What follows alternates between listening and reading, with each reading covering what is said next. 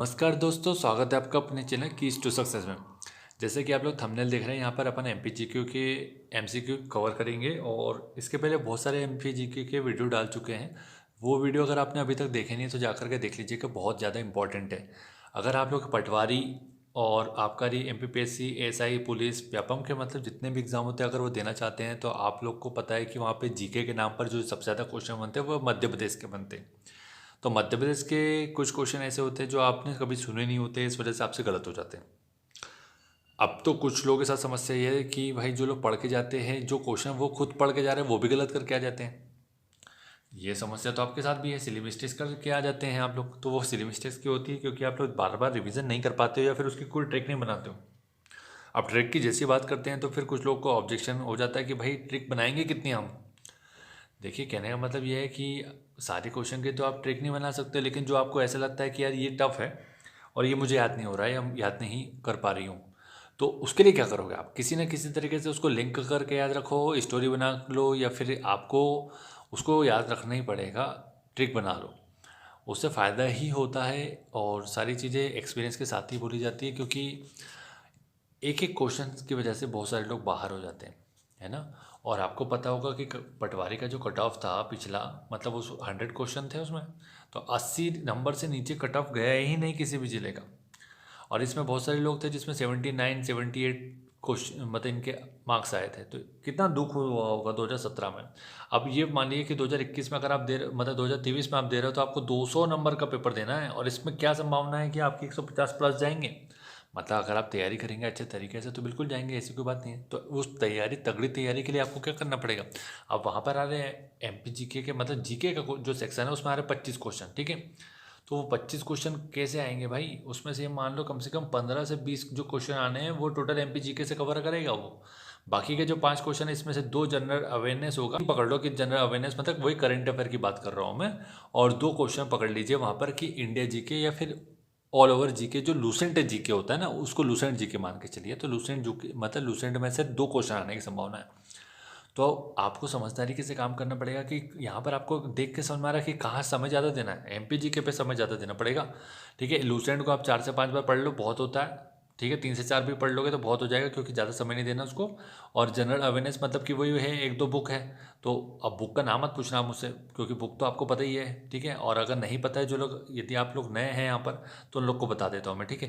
कि स्पीडी ले लो पहले तो, ठीक है, स्पीडी लेना पड़ेगा। और ठीक है, एक मिनट, हाँ, स्पीडी ले लीजिए। स्पीडी जी करंट अफेयर जो आता है वो ले लीजिए, और अपना कोई भी एमपी का जो करंट अफेयर आएगा वो ले लीजिएगा। तो वहाँ से आपका काम हो जाएगा, ठीक है। बाकी की एमपी जीके का क्या करेंगे कि भाई 25 क्वेश्चन मतलब 20 क्वेश्चन आ रहे हैं तो उसको कैसे कवर करेंगे? तो उसके लिए एक ही उपाय है, ज़्यादा से ज़्यादा एमसीक्यू लगाओ, थ्योरी पढ़ लो, समझ लो, और फिर उसके बाद एमसीक्यू लगाओ। जितने एमसीक्यू लगाओगे उतना ज़्यादा अच्छा है आप लोग के लिए। तो उसी के लिए ये सीरीज़ बनाई गई है। और वीडियो अच्छा लगा तो वीडियो को देख लीजिएगा, और देख लेंगे तो ही फ़ायदे में रहेंगे, अन्यथा फिर आपको नुकसान हो जाएगा। फिर आपको ये है कि अगले साल फिर से आना पड़ेगा, फिर बाद में ये वीडियो देखेंगे तो कोई मतलब नहीं आएगा। इसलिए आप देख लीजिए, ज़्यादा बड़ा वीडियो नहीं बनाएंगे ताकि आपका समय भी बचे, है ना। यहाँ पर पीडीएफ देख करके आपको समझ में आ गया होगा कि अपन ने इसके पहले 277 क्वेश्चन ऑलरेडी कवर कर चुके हैं। तो वो नहीं देखे तो जा करके देख लीजिएगा, अन्यथा नुकसान आप ही का है, हमारा कोई नुकसान नहीं है उससे। बिना समय गवाए सीधा वीडियो देखेंगे, जल्दी जल्दी देखेंगे और आंसर आपको बताते चले जाएंगे, ताकि आपको कम समय में ज़्यादा क्वेश्चन देख लें, ठीक है। गोवा मुक्ति संग्राम और भोपाल राज्य का स्वतंत्रता संग्राम से संबंधित क्वेश्चन है। पहला क्वेश्चन ये है कि भोपाल राज्य भारतीय संघ में कब शामिल हुआ था, पूछा गया है, ठीक है। कब शामिल हुआ था भाई? ऑप्शन देख लीजिए यहाँ पर, इसका राइट आंसर बता देते हैं। इसका राइट आंसर हो जाएगा 1 जून 1949 को, ठीक है। नेक्स्ट है, स्वतंत्रता के समय भोपाल के नवाब का शासन था, कौन से नवाब का शासन था स्वतंत्रता के समय, पूछा गया है। तो किसकी स्वतंत्रता की बात कर रहे हैं ये आपको पता होना चाहिए। यहाँ ऑप्शन देख लीजिए पहले, ठीक है। ऑप्शन देखकर समझ में आ जाएगा, राइट आंसर हो जाएगा हमीदुल्ला खां, मतलब यही है, ठीक है। 1947 की बात कर रहे हैं। भोपाल का जलियांवाला बाग हत्याकांड कब हुआ था, पूछा गया है। ये तो ऑलरेडी बता चुका हूँ, अगर आपको नहीं पता है तो फिर आप यहाँ पे पता चल जाएगा आपको, ठीक है। तो राइट आंसर इसका क्या हो जाएगा? इसका हो जाएगा 14 जनवरी 1949। नेक्स्ट है कि किस वर्ष मध्य प्रदेश का पुनर्गठन कर छत्तीसगढ़ राज्य बनाया गया था। इजी क्वेश्चन है, सभी को पता है, इसको नहीं भी बताएंगे तो भी चल जाएगा आपको, ठीक है। आगे बढ़ेंगे, 2000 में हो जाएगा, ठीक है। नेक्स्ट है कि स्वतंत्रता प्राप्ति के पश्चात बने मध्य प्रदेश राज्य का राज प्रमुख बनाया गया था, किसे बनाया गया था? मध्य भारत का, ठीक है। राइट आंसर क्या हो जाएगा इसका? इसका राइट आंसर हो जाएगा ए, मतलब शिवाजी राव सिंधिया।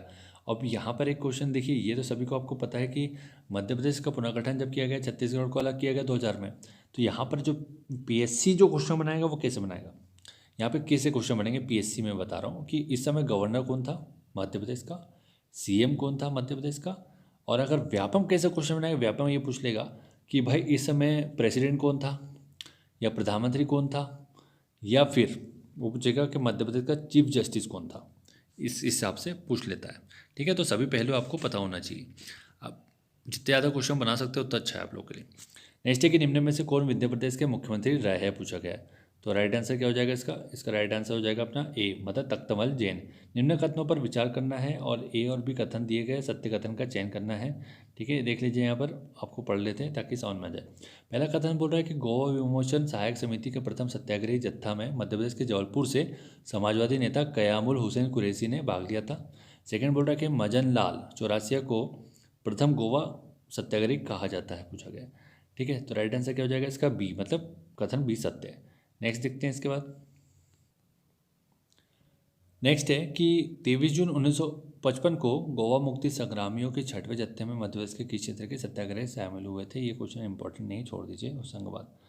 ठीक है, गोवा मुक्ति संग्राम से आज तक क्वेश्चन नहीं बना है, तो इसको लगभग छोड़ते हुए चलते हैं अपन। ठीक है, यहाँ से क्वेश्चन नहीं पूछा गया अभी तक, अगर इसमें कुछ इंपॉर्टेंट जानकारी लगेगी तो आपको बता देते हैं। ठीक है, देखिए वहाँ से ज़्यादा क्वेश्चन तो बनेंगे नहीं, और यहाँ पर जिससे क्वेश्चन बन सकते हैं वो ये है कि राष्ट्रीय स्वतंत्रता आंदोलन में मध्य प्रदेश के प्रमुख व्यक्तित्व, यहाँ से क्वेश्चन बहुत ज़्यादा बनते हैं, और व्यापम बहुत फेवरेट टॉपिक है व्यापम का। तो यहाँ पे पहला क्वेश्चन पढ़ लेते हैं कि भाई मध्य प्रांत के नागौर के कवि धन्य कुमार द्वारा लिखित उदय काव्य ग्रंथ निम्न में से किससे संबंधित है, पूछा गया है। ठीक है, तो किससे संबंधित है ये संबंधित है बी, मतलब उदय चंद्र जैन से। नेक्स्ट है कि चंद्रशेखर आज़ाद का जन्म मध्य प्रदेश के किस जिले में हुआ था, पूछा गया है, सभी को पता है। ठीक है, बताने की आवश्यकता नहीं है, मुझे लगता है अलीराजपुर हो जाएगा। उदय चंद्र जैन कहाँ से संबंधित है, इन्होंने मतलब किस विद्रोह और किस विद्रोह से संबंधित है ये, इसका राइट आंसर हो जाएगा सी, मंडला। ठीक है, मंडला विद्रोह से संबंधित है उदय चंद्र जैन। नेक्स्ट है कि स्वतंत्रता आंदोलन के दौरान रीवा का शहर किसे कहा जाता है, पूछा गया, रीवा का से पूछा गया। ठीक है, तो राइट आंसर हो जाएगा इसका बी, लाल पद्मधर सिंह। नेक्स्ट है मध्य प्रदेश के निम्न में से कौन से स्वतंत्रता संग्राम सेनानी की भारत छोड़ो आंदोलन के समय शहादत हुई थी। ठीक है, कौन से वे स्वतंत्रता संग्राम सेनानी, ये हो जाएंगे नर्मदा प्रसाद एवं बाबूलाल। कृपालपुर के स्वतंत्रता सेनानी लाल पदंदर सिंह की शहादत की स्थिति को हुई थी, पूछा गया, राइट आंसर हो जाएगा सी, 12 अगस्त 1942 को। नेक्स्ट है कि असहयोग आंदोलन के दौरान सिविल जज के पद से त्यागपत्र देने वाले स्वतंत्रता सेनानी कौन थे, राइट आंसर हो जाएगा इसका ए, मतलब शंभुदयाल मिश्रा। नेक्स्ट है सेलाना में प्रजामंडल की स्थापना किसने की थी, पूछा गया। ठीक है, राइट आंसर बताते हैं रामनारायण द्विवेदी ने की थी सेलाना में। ठीक है, अंजुमन खुद्दाम वतन राजनीतिक दल की स्थापना किसने की थी, इसकी स्थापना की थी, ऑप्शन देख लीजिए, राइट आंसर हो जाएगा ए, मतलब साकिर अली खां। समाचार पत्रों का इतिहास से संबंधित कुछ क्वेश्चन है, यहाँ पे देख लीजिए सीधा।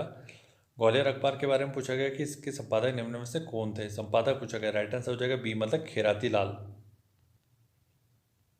नेक्स्ट है कि ग्वालियर गजट समाचार पत्र का प्रकाशन मध्य प्रदेश के निम्न में से किस जिले में हुआ था, पूछा गया। ग्वालियर गजट के बारे में बात कर रहे हैं, तो नाम से आपको समझ में आ जाएगा ग्वालियर गजट समाचार पत्र पर सन 1956 ईस्वी के बाद किस नाम से प्रकाशित किया जाने लगा था, 1956 के बाद से। ठीक है, किस नाम से जाना गया ये, डी, मध्य प्रदेश संदेश के नाम से। नेक्स्ट है कि मध्य प्रदेश मालवा अखबार समाचार पत्र की प्रकाशन तिथि निम्न में से क्या है, मालवा अखबार के बारे में बात कर रहे हैं, राइट आंसर हो जाएगा 6 मार्च 1849। ठीक है, मध्य प्रदेश के निमाड़ क्षेत्र से प्रकाशित सुबोध सिंधु समाचार पत्र का संपादन कार्य निम्न में से किसके द्वारा किया गया था, पूछा, राइट आंसर हो जाएगा ए, लक्ष्मण अनंत प्रयागी। ठीक है, निम्न में से किस समाचार पत्र के झंडा विशेषांक के आवरण पृष्ठ पर श्रीमती सुभद्रा कुमारी चौहान का चित्र प्रकाशित किया गया था, कौन सा वह है अपना प्रभाव। इंदौर से प्रथमतः प्रकाशित मालवा अखबार समाचार पत्र का प्रकाशन मालवा क्षेत्र के किस अन्य जिले से भी किया गया था। ठीक है, कौन से जिले से किया गया था, ये देवास। मालवा अखबार समाचार पत्र का प्रकाशन मध्य प्रदेश के मालवा क्षेत्र के किन जिलों से होता है, पूछा गया। मालवा अखबार के बारे में बात कर रहे हैं, तो किन किन जिलों से होता है ये हो जाएगा अपना देवास और इंदौर। बहुत इंपॉर्टेंट क्वेश्चन है, अच्छे से रट लीजिए इसको। होलकर नरेश तुकोजीराव द्वितीय द्वारा निम्न में से किन समाचार पत्रों का पुनः प्रकाशन कार्य प्रारंभ किया गया था, पूछा गया। राइट आंसर क्या हो जाएगा इसका? बी, मतलब मालवा अखबार, मलारी, मातंड विजय। ठीक है, नेक्स्ट देख लीजिए। स्वतंत्रता आंदोलन के दौरान करमवीर समाचार पत्र का प्रकाशन मध्य प्रदेश के किस क्षेत्र से किया गया है? करमवीर की बात कर रहे हैं, राइट आंसर हो जाएगा महाकौशल क्षेत्र से, जबलपुर के बारे में बात की जा रही है। ठीक है, महाकौशल बहुत बड़ा क्षेत्र था, आज की डेट में अगर बोला जाए तो महाकौशल मतलब जबलपुर ऐसा माना जाता है। ठीक है, करमवीर पत्र से प्रोत्साहित होकर श्री नरसिंह दास अग्रवाल द्वारा किस समाचार पत्र का प्रकाशन किया गया था, पूछा गया। राइट आंसर हो जाएगा ए, छात्र सहोदर। तो छात्र सहोदर का प्रकाशन किसने किया था, पूछा गया।